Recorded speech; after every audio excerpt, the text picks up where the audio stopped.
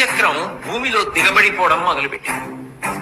అవతల సరిగ్గా నిలబడడానికి లేదు. భార్గవాస్త్రమా జ్ఞాపకానికి రావట్లేదు. అర్జునుడా బాణ పరంపర కురిపించేస్తున్నాడు. రథమా కదలదు.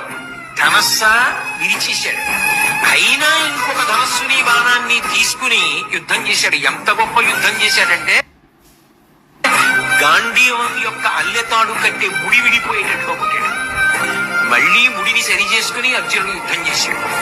అర్జున, నువ్వు రథం మీద ఉన్నావు, నేను భూమి మీద ఉన్నాను. నా రథచక్రం కుంగిపోయింది. నేను ఇప్పుడు బాణములు వెయ్యలేని స్థితిలో ఉన్నాను. అయినా నువ్వు ఆపకుండా బాణప్రయోగం చేస్తున్నావు. కొంతసేపు బాణప్రయోగం ఆపు. నీకో గోవిందుడికో భయపడి నేను ఈ మాట చెప్పట్లేదు, ధర్మం చెప్పాలి కాబట్టి చెప్తున్నాను అంటే కృష్ణ పరమాత్మ అన్నాడు, అబ్బా ఇప్పుడు ధర్మం జ్ఞాపకానికి వచ్చిందా? జ్ఞాపకానికి వస్తే రక్షించేది కాదు ధర్మం, అనుష్ఠిస్తే రక్షించేది.